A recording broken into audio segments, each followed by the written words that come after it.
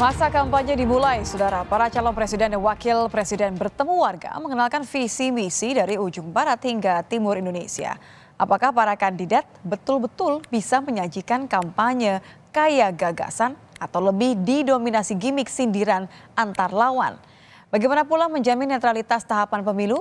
Lengkapnya dalam ulasan Istana bersama jurnalis Kompas TV Friska Clarissa. Para calon presiden dan wakil presiden resmi berkelana dari ujung barat hingga timur Indonesia mengenalkan visi misi. Apakah para kandidat mampu menyajikan kampanye kaya gagasan atau sekadar lempar sindiran antar lawan? Bagaimana pula mewujudkan netralitas dalam setiap tahapan pemilu? Lengkapnya dalam ulasan Istana bersama saya, Friska Clarissa.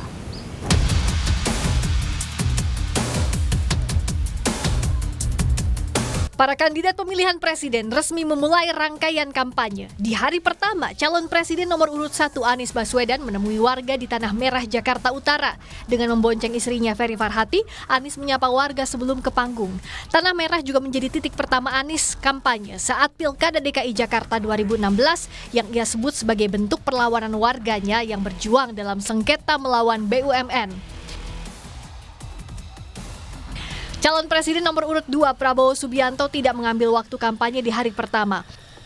Prabowo hadir dalam rapat di Istana Bogor untuk membahas agenda di Kementerian Pertahanan bersama Presiden terkait sistem pertahanan alutsista.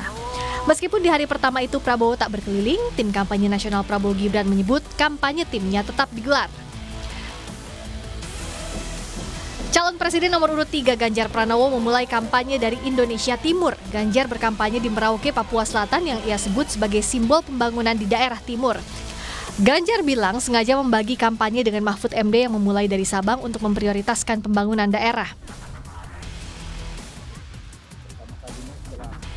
Memasuki masa kampanye, Wakil Presiden Ma'ruf Amin mengingatkan netralitas harus benar-benar dijalankan oleh aparat dan penyelenggara pemilu, jangan hanya slogan. Supaya tetap berusaha untuk menjaga netralitas itu. Artinya jangan sampai ada pesanan, ada tekanan gitu kan. Ya bukan slogan, ya betul-betul dijalankan dengan baik. Seluruh pasangan calon presiden dan wakil presiden juga menagih janji seluruh aparat TNI Polri dan penyelenggara untuk konsisten menjaga netralitas pemilu. Capres nomor urut 1 Anies Baswedan minta para pimpinan lembaga menegur anak buahnya jika berlaku curang. Kita memberikan arahan jalan lurus, tapi mungkin ada satu dua anak buah yang memilih belok kanan, milih belok kiri.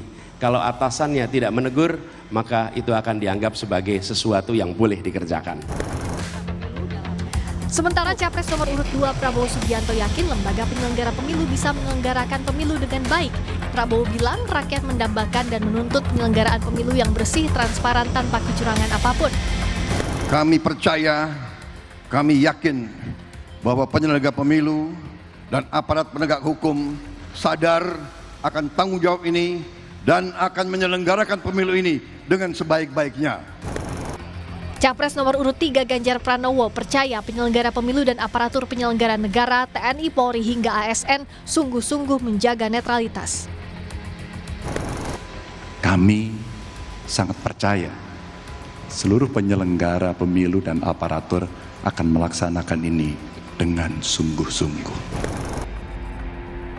Meskipun para capres senada soal komitmen netralitas, namun saling sindir tetap dilontarkan tim pendukung. Timnas Amin meragukan pemilu bisa sepenuhnya netral karena putra presiden ikut kontestasi. Ya karena memang pada faktanya hari ini putra presiden maju.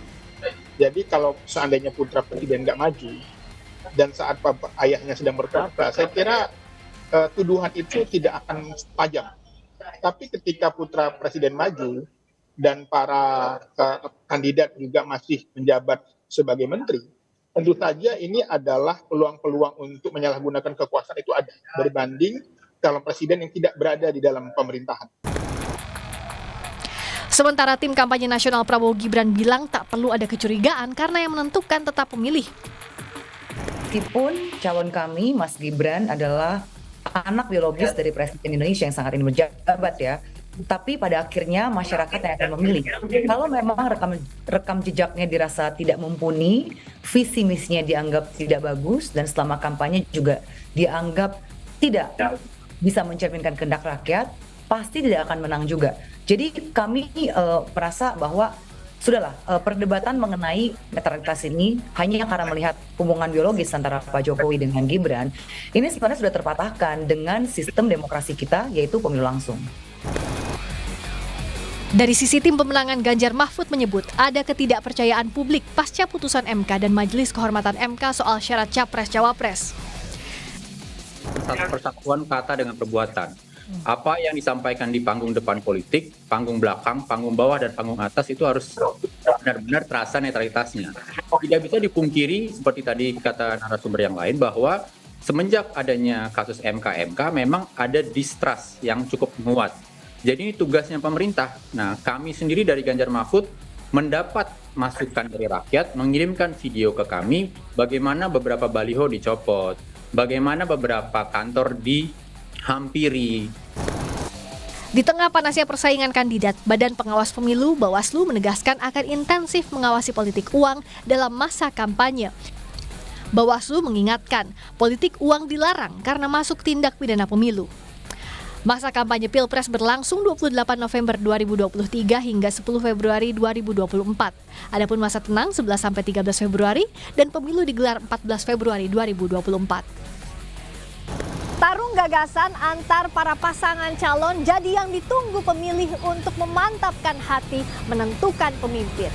Yang harus betul-betul dijaga para peserta dan penyelenggara pemilu memastikan pesta demokrasi berlangsung netral, jujur, dan adil sama antara kata dan perbuatan. Rizka Clarissa, Wandi Jansen, Kompas TV, Jakarta.